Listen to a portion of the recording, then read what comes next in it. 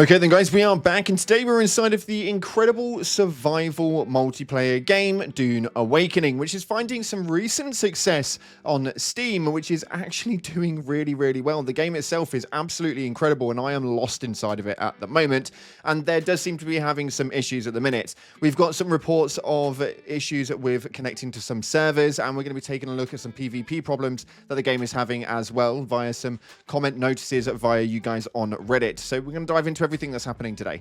If you haven't already, smash that beautiful like button, subscribe with post notifications turned on, it'd be greatly appreciated, and make sure that you get down to the comment section and put a love heart of the yellow color down there, and it'll enter you in for a giveaway of the game title itself.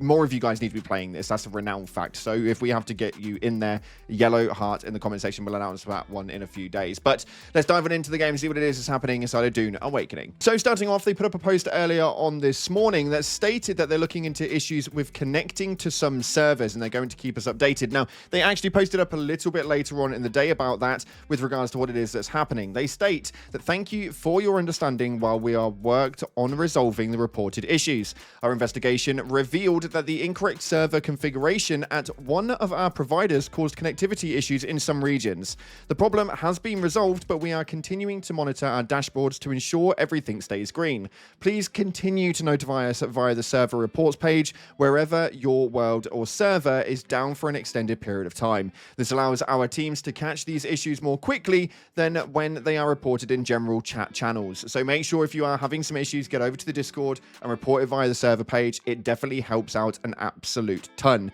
But it does seem that there are more problems in the game than that.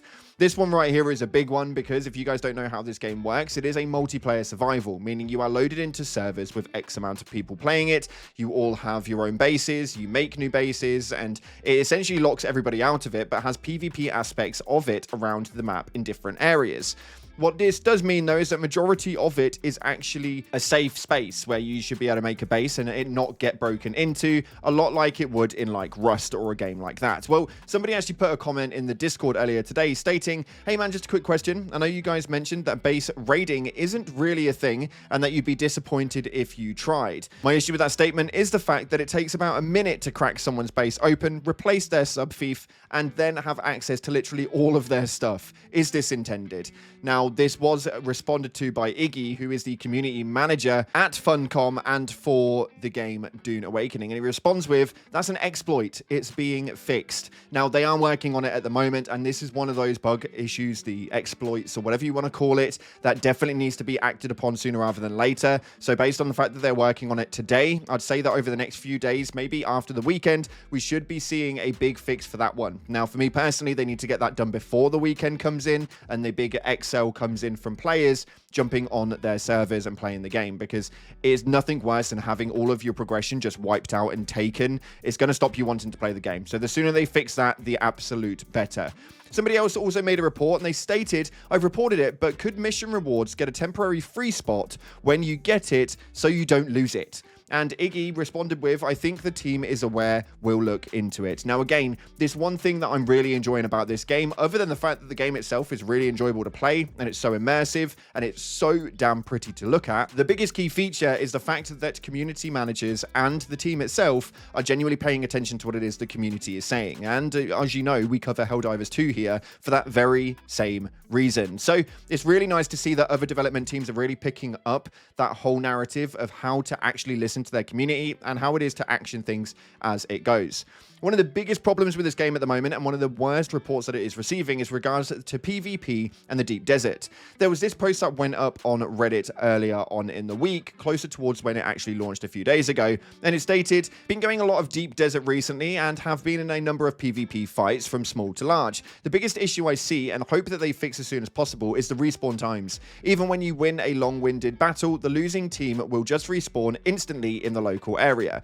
To put this into perspective, if you're fighting inside of one crashed PvP ships, you're pretty much well spawned outside of the entrance. If the fight spills out around that area, you will pretty much well spawn directly in the fight. Now, this is obviously a bit of a problem because the fights can pretty much go any which way. You can have two-way fights, three-way fights. It's all pretty much open world in their narrative, but that's not all that we're having an issue with this.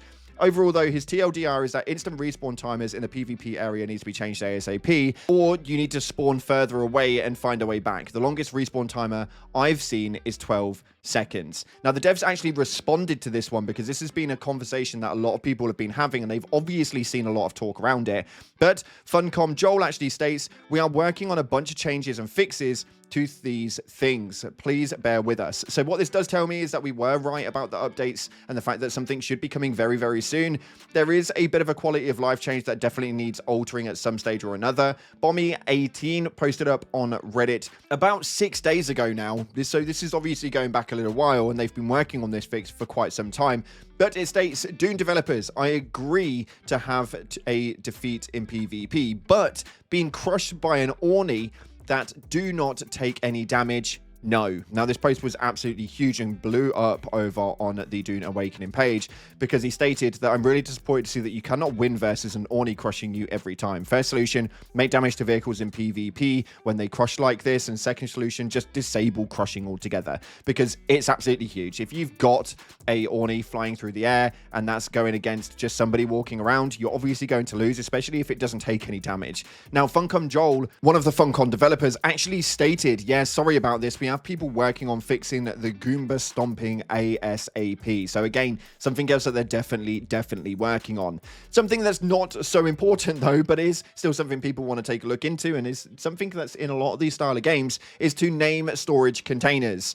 They would love to be able to rename the storage containers so you can easily see what it is that you've got inside of it without having to open it, check it, release, and then go into another one. Now, Funcom Joel actually stated that it's definitely on our list of things to add. Thanks for the feedback. So again, they're looking at really listening to the community and inputting everything that's coming in. This is obviously showing in their figures because they seem to be doing really well. According to the early figures, the game has already sold more than 700,000 copies on Steam, and this was as of yesterday. So it essentially states that the likelihood is that since June 10th, we're probably closing on maybe a more rounded number of about 1 million total copies, with over 11 million in revenue generated between June 2nd and 8th alone, which was just before the original release of it, accumulating up to an all-time peak of 189,000 players, which spiked just 2 days ago. The initial release to this game genuinely did okay, but didn't do amazing. And of recent, it just seems to have escalated now that people are seeing how incredible this game genuinely is.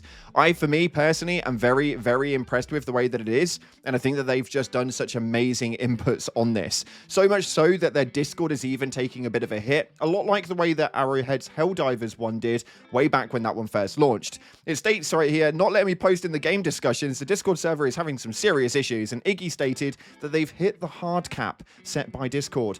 So they're genuinely doing really well with some really impressive figures to boot, and hopefully this continues to go forward for this game because it's going to be running in a live service model, which means that they're going to consistently have new updates, new patches, new changes, and I really am excited to see what it is that they can do next with this. Not many people attempt to make a game like this in this gaming industry's day and age, and it's really impressive to see that someone's actually able to do it with a seamless, non-instance style gameplay. I'm really excited for the future of Dune Awakening. Hopefully you guys are as well. If you haven't already, hit that like button, subscribe with post notifications turned on. I appreciate all your faces, and as always, I'll see you in the clouds.